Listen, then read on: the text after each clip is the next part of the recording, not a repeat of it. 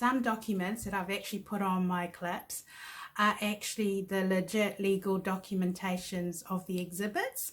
I've just removed the names from the documents, as you can see, but then I've typed them out so you can read it clearly. But they are the actual, they are from the actual originals in my actual court file when it was processed in court.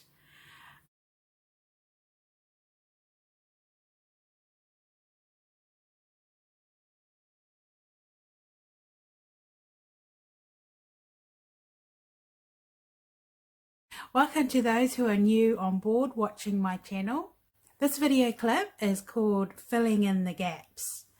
Just a disclaimer, some of the past events in this video clip has already been, bits and pieces of it may have already been repeated in some of my other clips on this channel, but for the sake of those that are new on this channel, just for this clip I will be repeating and elaborating on bits and pieces of some of my incidents that happened during my journey in relation to this court case.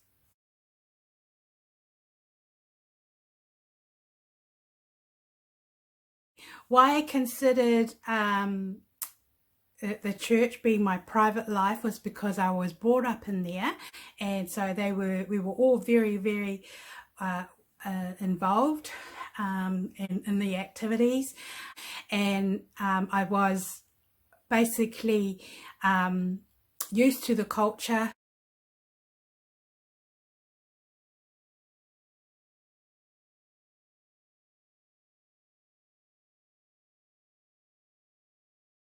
At the time, you know, that's my background, my roots.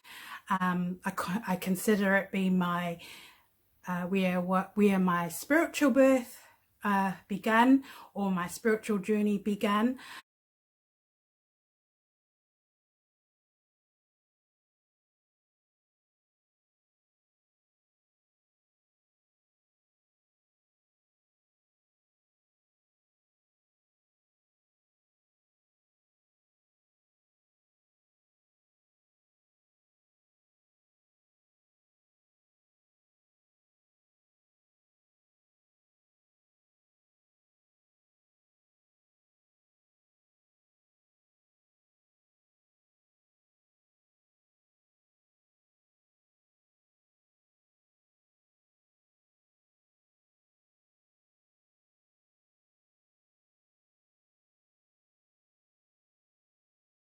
For example, there was sunbeams, the kids went to sunbeams, trackers, youth group, boys and girls camps, and then they had ladies camp. So we were fully involved, and that was part of my life.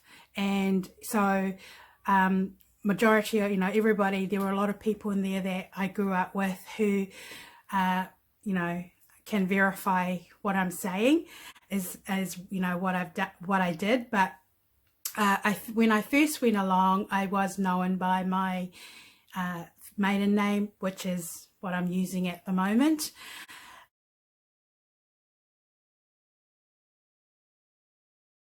And it was also the church that I first got married.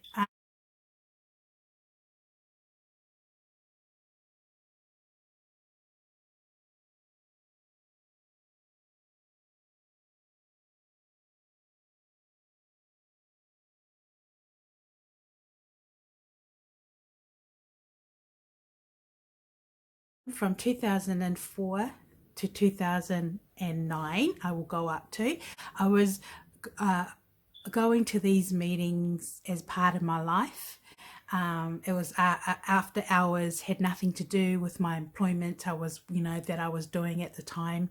They had a Tuesday night prayer meeting, which was, wasn't open to the public, but it was more of a church service just for the the members. And then they had a Thursday night service, which was open to the public. So I religiously went to these meetings because it was part of my life.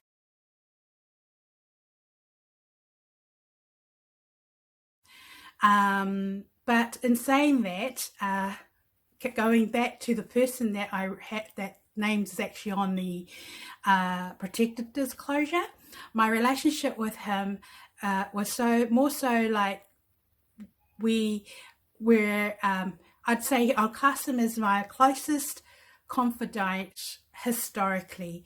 Keep in mind, I grew up in this church. I have a very close relationship with a lot of people because they all knew me personally because I grew up with them, a lot of them. So I had a good relationship also at the time with the people that actually ran and operated, how everything operated within the church. So what I wanted to actually point out was that at this time, even though there was a CEO, like in every organization, if you're a leader, it didn't operate whereas it was a one-man band making a decision on a whole. That wasn't the method that was used at the time all these things took place. It was an executive decision made by a group of people. So that decision was based on the move of how the public was feeling, or the people within the church was feeling, and then that decision was enforced of how a meeting was run or how the organisation was run. And I guess my point, what I'm trying to say, it wasn't a one-man band, even though legally that's not how it appears to be on the surface.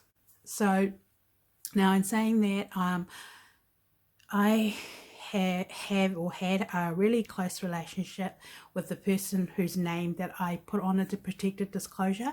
I won't be mentioning no names in this clip, but basically just pointing out at the evidence already submitted in court when this case was proceeding. All my private conversations with him historically would confirm how close we were. As we became like a family. Everyone called each other auntie and uncle. And so yes, but my relationship with this person on the actual application was very close. We were like really close. Although the church is a huge church, our relationship, behind the scenes was one of, I would call it as somebody close, like a father figure, or even my relationship with the family we were really that close. So the reason why I felt that this information is important is even though the organisation was run by several people voting, usually by law the decision that was made points to the person, whoever's a CEO or whoever's got the signature on whatever document they sign. But the actual persons whose name is on the protected disclosure is my closest confidant. I really was trying to protect him. At that time when I submitted the protected disclosure, there was no other complaints in relation to that organisation.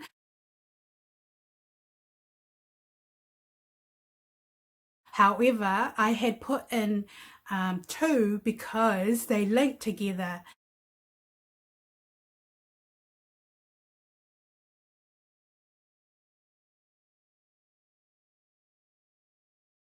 Going, rewinding back as far as breaches are concerned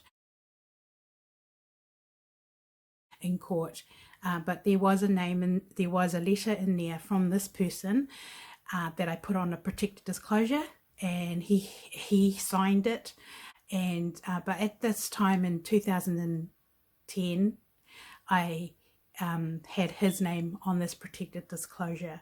However, because there was two protected disclosure, the weight of the evidence more weighed on the bullying within my workplace at the time. not my private life. And this took me a long time to decide whether I wanted to disclose this information, but I feel that it's important, and it also explains my reasons why I put in a protected disclosure at that time, because I was trying to protect that person on, whose name was actually on the protected disclosure versus my employment. But I didn't know what else to do. It just, nothing got investigated. Basically, I was, the system basically did let me down. So what actually happened was, in 2009, a lot of people would have witnessed it, or a lot of people within the church would have known me because I grew up in there, and also from the meetings and the things that happen within the meetings. There was one particular prayer meeting that I wanted to talk about. A lot of people would know about, that went there, would know what I'm talking about. But there was one meeting where it kind of could have looked like on the surface I was being an insubmissive person or woman. That everything that had happened in those meetings, a lot of people may have misinterpreted it all wrong, like a disagreement between me and this person on the name, whose name is actually on the protected disclosure, whereas others who grew up in there on a spiritual would know very well where I'm coming from. And that's the kind of spiritual realm,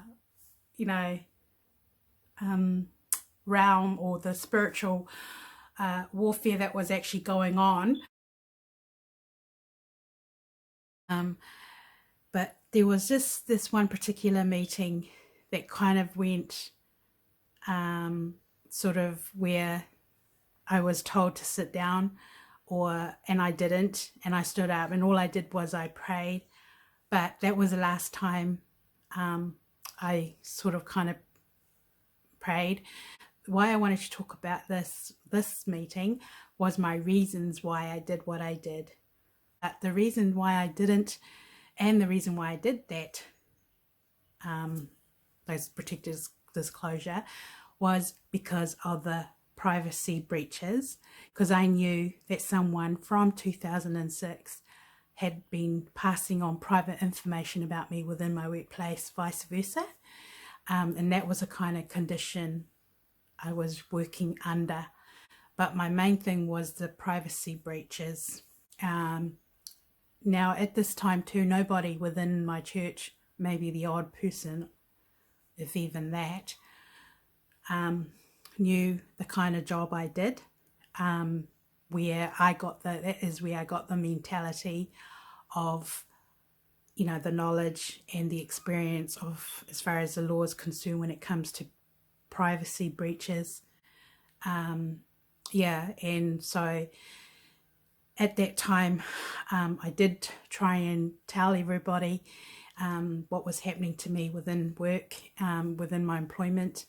In fact, there's a lot of people that could witness and remember me actually trying to let them know that, what was happening to me was out of my control, and that I was being cyber bullied or attacked. But anyway, 2009, I was asked to leave, and by the person's name that I put on that protected disclosure, him and another elder of the church got me aside, and we had this little meeting, and they asked me to actually leave church. So that's what happened. I just disappeared for about maybe 6 months. I just left because I was asked to leave, but they said to me to leave indefinitely. At this time, I was a bit puzzled, or a little bit confused. that had happened, but it, you know, I left. And I never really told anyone anything. I kept everything to myself. And they asked me to leave. So nobody knew, but I disappeared for like, I think 6 months or more. And then I went back because, yeah, but that's just something I'll talk about in another time. So I just want to just focus on what actually happened at this time. So that was actually one of the, you know, when I was asked to leave, I never told anybody. I was told to leave indefinitely. But by that time, because I knew an alliance was slowly building up, and a negative one, but it also, it explained, you know, the criminal harassment that it just got worse and accumulated over the years. But by 2008, by this time, my privacy was completely gone, right through from my bank accounts, everything, and everything was gone. And things got more and more and more difficult. And I desperately tried. I knew that things had gotten way out of hand, and I was helpless because everyone just ignored me. I don't know what everyone wants to call it, but I did speak to some the court VA. I spoke to the police VA about the protected disclosure because I was trying to, you know, and then I had private conversations with some other people about it on the phone at the time.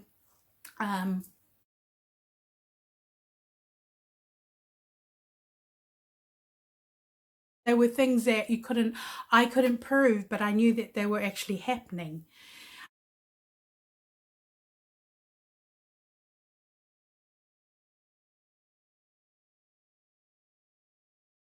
I felt this video clip is really important to actually fill in the gaps.